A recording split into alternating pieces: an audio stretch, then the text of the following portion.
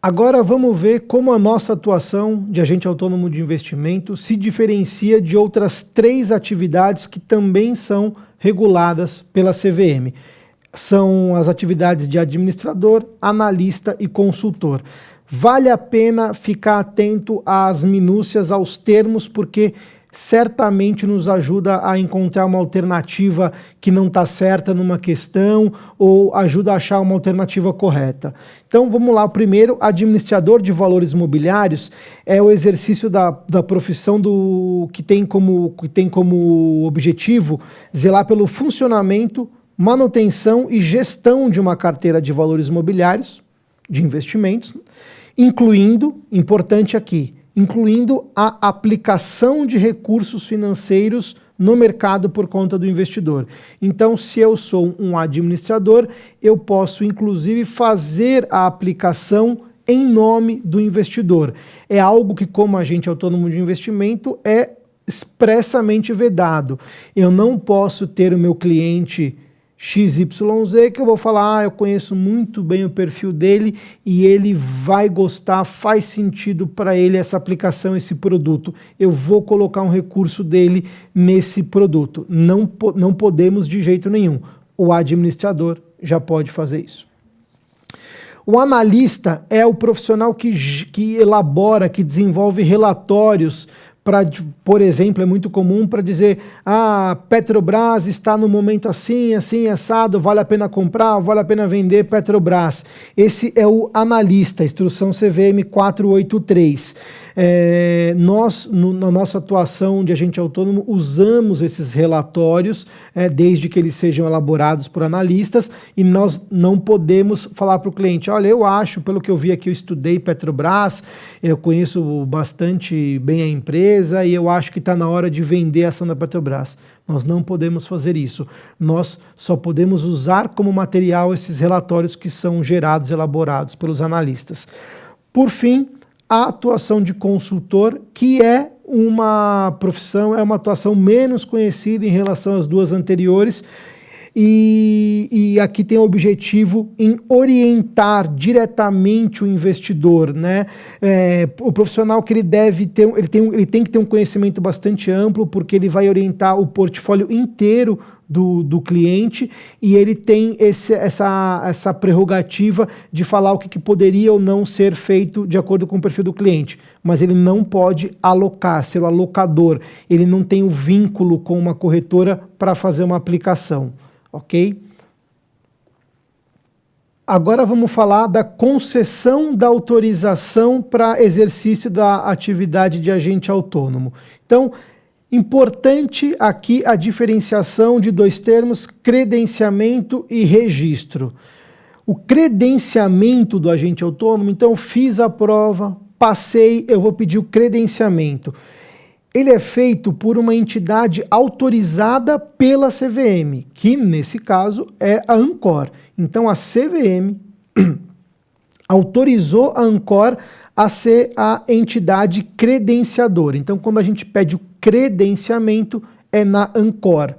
Preste atenção nisso porque é comum que caia a questão com esse tipo de conteúdo. Credenciamento é na Ancor.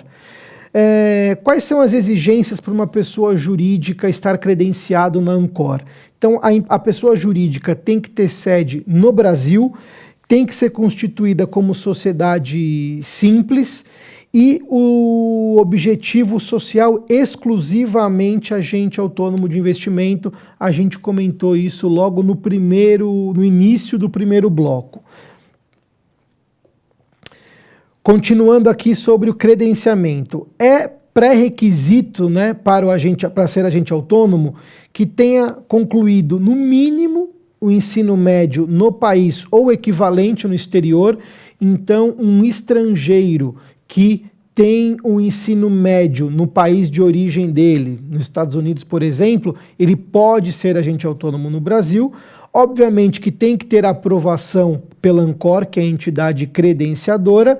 tem que fazer a adesão ao código de conduta, e isso é feito quando a gente vai pedir o credenciamento, automaticamente a gente recebe o código de conduta profissional, e não pode estar inabilitado ou suspenso para o exercício pela CVM, pelo Banco Central, SUSEP, que é a Superintendência de Seguros Privados, ou pela Previc.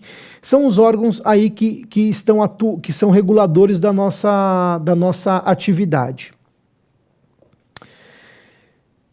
Continuando, não pode ter sido condenado por crime falimentar. Vocês estão vendo que esse texto aqui é grande, vale a pena ler ele com atenção, porque é comum que caia a questão com esse termo aqui, com esse texto.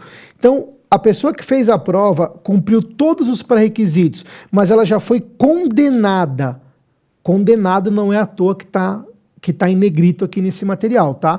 Que foi condenada por crime falimentar de prevaricação, suborno, concussão, peculato, lavagem de dinheiro ou ocultação de bens, direitos e valores contra a economia popular, a ordem econômica, as relações de consumo, a fé ou propriedade públicas, o sistema financeiro nacional ou a pena criminal que vede ainda que temporariamente o acesso a cargos públicos. Então, desculpe aqui o tempo que eu gastei aqui dedicando para ler, mas é que eu estou realmente reforçando para vocês que vale a pena se ater aos detalhes, porque é uma questão de conteúdo um pouco mais longa e às vezes é difícil a gente diferenciar entre alternativas com conteúdo parecido. E por fim, não estar impedido de administrar seus próprios bens ou dele dispor em razão de uma decisão judicial. Passamos aqui pelos pré-requisitos para se tornar um agente autônomo. Falamos de credenciamento, agora a gente vai falar de registro. O registro do agente autônomo, ele é concedido automaticamente pela CVM para pessoa natural, para pessoa física ou para pessoa jurídica que já pediu o credenciamento e foi aceito pela entidade credenciadora. Relembrando, Ancor. Como que comprova que você, agente autônomo, está registrado, que a CVM aceitou o seu registro? É quando o seu nome passa a constar no site do órgão, da CVM. E a CVM cobra uma taxa trimestral compulsória de fiscalização. Só para conhecimento, essa taxa trimestral ela ocorre tanto na pessoa física quanto na pessoa jurídica, é obrigatório pagar as duas. É obviamente que é muito interessante ser uma pessoa jurídica na nossa atuação, por conta, acima de tudo, da tributação, que é uma tributação menos onerosa do que uma tributação da pessoa física. Então, como que a gente pode se deparar com uma questão, né, na prova? Não está entre os requisitos mínimos para o credenciamento do agente autônomo. Não está. Conclusão do ensino superior em qualquer área de formação, aderir ao Código de Conduta Profissional, não ter sido condenado por crime falimentar, ter sido aprovado em exame de qualificação técnica. Parece simples, a alternativa correta é a alternativa A.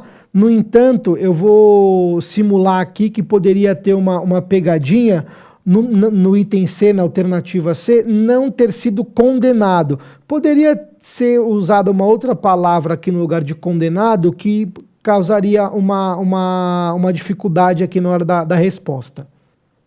Vamos falar agora aqui de suspensão e cancelamento da autorização para atividade do exercício de agente autônomo de investimento.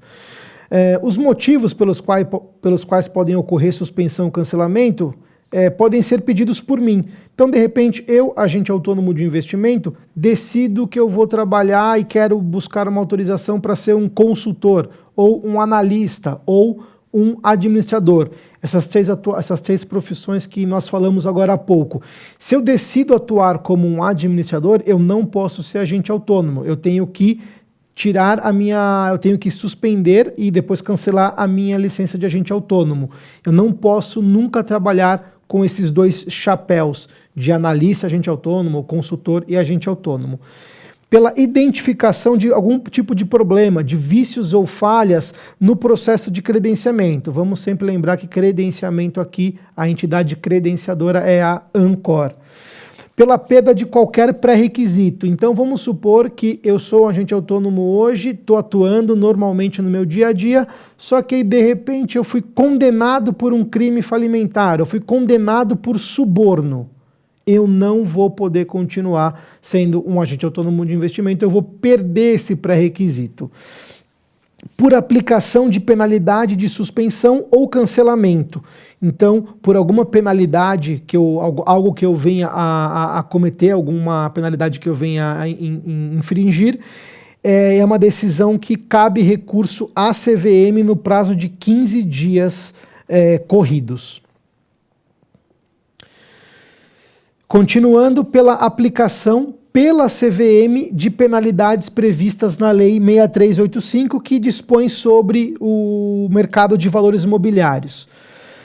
A suspensão ou cancelamento do credenciamento pela entidade credenciadora, então se a Ancor suspender ou cancelar o meu credenciamento, isso é comunicado à CVM e no prazo de 5 dias úteis e implica automaticamente que eu vou perder o registro também perante a CVM. Então, se algo aconteceu, a gente acabou de citar alguns exemplos agora, e eu tive a minha licença suspensa ou cancelada pela entidade credenciadora, que é a Ancor, ela vai comunicar a CVM e automaticamente eu vou perder o meu registro também na Ancor.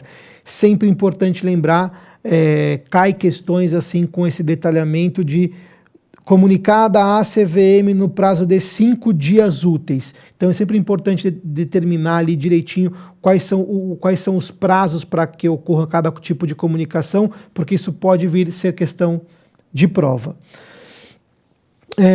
Sobre o contrato de agenciamento e remuneração.